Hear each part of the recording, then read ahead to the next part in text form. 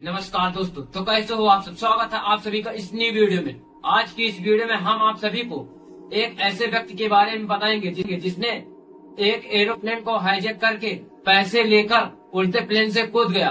आज की इस वीडियो में बहुत ही इंटरेस्टिंग होने वाली है। वीडियो में लास्ट तक जरूर बने रहिएगा। अमेरिका में एक शख्स ने प्लेन हाईजैक कर लिया और बदले में $2 लाख की डिमांड की। अमेरिका ने उसकी मांग मान ली, पैसे भी दे दिए। उसके बाद हाईजैकर ने प्लेन से बाहर कूद गया। इसके बाद शुरू हुई उसकी तलाश, जो आज भी जारी है। क्या कैसे हुआ सब जानेंगे आज की इस वीडियो में। इसलिए एक शख्स प्लेन में चढ़ता है और बिना एक भी शब्द बोले प्लेन हाईजैक कर लेता है। उसकी मांग $2 लाख, वरना वो प्लेन को बम से उड़ा देगा। सरकार हरकत में आती है, प्लेन को उतारा जाता है और लोगों की जान बचाने के लिए पैसे पहुंचा दिए जाते हैं। हालांकि एक और चीज थी जो हाईजैकर ने मांगी थी, पैराशूट। प्लेन फिर टेक ऑफ करता है।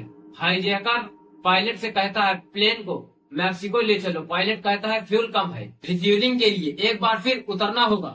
हाईजैकर मान जाता है, लेकिन इससे पहले कि प्लेन ईंधन भरने के लिए लैंड करता, बीच हवा में प्लेन का दरवाजा खुलता है। पैराशूट बांधकर हाईजैकर बीच हवा में प्लेन से छलांग लगा देता है और गायब हो जाता है। लगभग 50 साल की तहकीकात के बाद दुनिया में सबसे ताकत देश की एजेंसी के पास सिर्फ एक नाम बचता है, टीबी कूपर। हाईजैकिंग की अनसुलझी कहानी। आज हम आपको सुनाएंगे कहानी अमेरिकी इतिहास की एकलौती हाईजैकिंग की, जो आज तक सुलझ नहीं पाई। कहानी शुरू होती है 24 नवंबर 1971 की तारीख से। अमेरिका के पोर्टलैंड शहर के एयरपोर्ट पर एक आदमी आता है और काउंटर से सीएटएल जाने वाली फ्लाइट का टिकट लेता है और अपना नाम बताता है, टैन कूपर। उम्र 40 साल, काले बाल, भूरी आंखें, एक भूरा सूट, सफेद शर्ट, काले रंग की एक पतली सी टाई, एक रेनकोट और भूरे जूते। ये उस आदमी का हुलिया था। हाथ में एक काला सूटकेस लिए वो जाकर सीधे अपनी सीट पर बैठ जाता है। टेक ऑफ करते ही वो फ्लाइट अटेंडेंट के एक ड्रिंक मंगाता है। एक बर्बन और 7 अप की एक बोतल ड्रिंक पीने के बाद वो आंख मूंद कर बैठ जाता है और फ्लाइट अपने गंतव्य की ओर बढ़ जाती है। फ्लाइट में क्रू और यात्रियों को मिलाकर कुल 42 लोग सवार थे। दोपहर 2:50 पर टेक ऑफ के कुछ देर पहले टैन कूपर ने एक बार फिर फ्लाइट अटेंडेंट को बुलाया और उसे एक कागज थमाया। एयर होस्टेस ने कागज खोला, उसमें लिखा था, मेरे पास बम है, मैं चाहता हूँ तुम मेरे पास बैठ जाओ। एयर होस्टेस जैसे ही कूपर के बगल में बैठी, कूपर ने अपना सूटकेस खोलकर दिखाया, जिसमें लाल रंग के 2 सिलेंडर, कुछ तार और बटन थे। दिखने में बम जैसे ही लग रहा था। पहले आप सोचे कि कूपर ने ये सब लेकर प्लेन में कैसे चढ़ गया। तो ये उस दौर की बात है जब प्लेन की हवाई यात्रा के लिए इतनी कड़ी चेकिंग नहीं होती थी, अमेरिका में भी नहीं होती। बहरहाल कूपर ने अपना सूटकेस बंद किया और एयर होस्टेस को अपनी कुछ मांगे बताई। उसकी मांगे थी $2 लाख और 4 पैराशूट। पैसे के मामले में उसकी खास शर्त थी कि सारा पैसा $20 के बिल में होना चाहिए। एयर होस्टेस ने ये बात जाकर प्लेन के पायलट को बताई। पायलट नहीं चाहता था कि कोई पैनिक करे, इसलिए बाकी यात्रियों को इसकी कोई खबर नहीं दी गई। एयर होस्टेस को कूपर ने पैसे मांगने का पूरा प्लान बताया, जो कुछ इस प्रकार था। अपने गंतव्य सीएटएल पर उतरेगा, वहाँ एक फ्यूल ट्रक प्लेन को रिफ्यूल करेगा। एयर होस्टेस बाहर जाकर पैसे और पैराशूट अंदर ले आएगी। इसके बाद यात्रियों को उतार दिया जाएगा और प्लेन एक बार फिर टेक ऑफ करेगा। अगर की बात मान ली गई।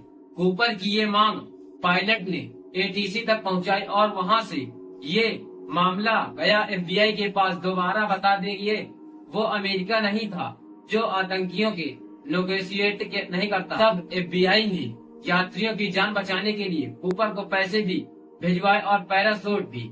जैसे कूपर की मांग थी, पूरा पैसा $20 के बिल में था और हर नोट पर सीरियल नंबर L से शुरू होता था। पैसे देने से पहले एफबीआई ने सारे नंबर नोट करके रख लिए ताकि नोटों की शिनाख्त कर बाद में हाईजैकर को पकड़ा जा सके। ये पैसे जैसे ही कूपर तक पहुँचे, वो सभी यात्रियों को छोड़ने के लिए राजी हो गया। यात्री विमान से उतर गए। हालांकि उन्हें अभी इस बात का इल्म नहीं था कि हाईजैकिंग हुई है। ये बात उन्हें प्लेन से उतरने के बाद पता चली। वहीं दूसरी तरफ कूपर ने यात्रियों को छोड़ने के बाद पायलट से कहा कि वो प्लेन को एक बार फिर टेक ऑफ करें। अब की बार उसके साथ पायलट में सिर्फ क्रू मेंबर थे।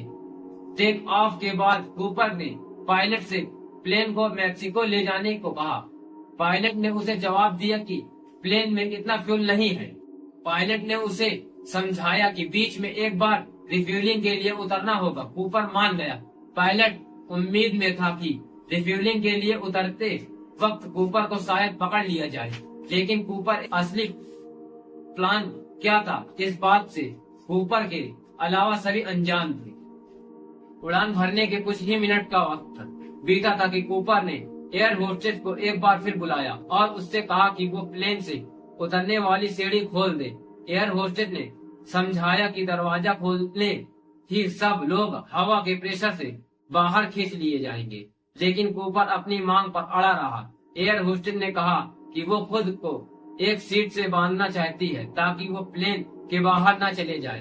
तब कूपर ने कुछ सोचा और उससे कॉकपिट के अंदर जाने को कहा। इसके बाद उसने खुद प्लेन का दरवाजा खोला और पैराशूट बांधकर प्लेन से बाहर कूद गया। प्लेन का पूरा क्रू इस बात से अनजान था। उन्होंने कूपर को आवाज देकर एक दो बार पूछने की कोशिश भी की थी, लेकिन कोई जवाब नहीं आया। पायलट ने प्लेन को रेनो नाम की जगह पर लैंड कराया। जैसे ही प्लेन लैंड हुआ, सुरक्षा फोर्सेस ने उसे घेर लिया और उसकी पूरी चेकिंग की, लेकिन कूपर गायब था। साफ था कि कूपर बीच फ्लाइट पैराशूट पहनकर प्लेन से कूद गया था, लेकिन वो गया कहाँ और वो था कौन? ये अमेरिकी इतिहास की एक अबूझ पहेली है जिसे शायद कभी न सुलझाया जा सके। इस केस के बारे में और जानना चाहते हैं तो नेटफ्लिक्स की एक मिनी सीरीज रेकमेंड करते हैं। इसका नाम है DB Cooper where are you.